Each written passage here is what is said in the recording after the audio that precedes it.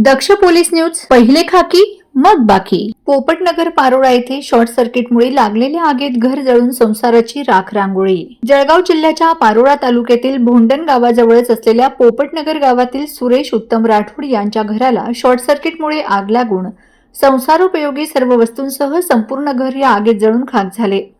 सुदैवाने या आगीत कुठल्याही प्रकारची जीवितहानी झाली नसून यावेळी त्यांचे वडील उत्तम राठोड आपल्या घराच्या बाहेर ओट्यावर बसलेले होते आणि मुलं देखील शाळेत गेलेले होते आणि स्वतः व पत्नी दोघं कामकाज निमित्ताने बाहेर असल्याने सर्व परिवार सुखरूप आहे। परंतु अख्खा संसार डोळ्यासमोर जळून खाक होत असताना मात्र घर बांधकाम करण्यासाठी घरामध्ये असलेल्या लोखंडी पेटीत जतन करून ठेवलेले 3 लाख रुपयांची रोख रकमेसह काही दागदागिने देखील जळून खाक झाल्याचं प्रत्यक्षदर्शींनी माहिती देताना सांगितलंय। त्याचबरोबर हे दृश्य पाहून शेजारच्या भोंडण गावातील शेतकरी तसेच शेतकऱ्यांचे प्रश्न सतत सोशल मीडियाच्या माध्यमातून मांडत असतात।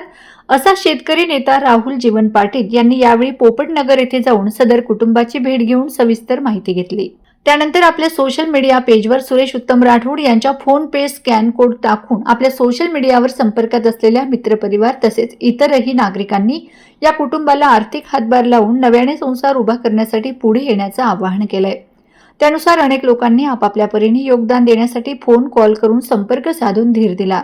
तसेच या घटनेचे स्थानिक लोकप्रतिनिधी व शासन कशा पद्धतीने घटनास्थळाची पाहणी करून दखल घेऊन सदर कुटुंबाला या घटनेतून सावरण्यासाठी प्रयत्न करतं ते देखील पाहणं तितकंच महत्त्वाचं ठरतंय। दक्ष पोलीस न्यूज साठी बापूसाहेब वाडिले, पारोळा।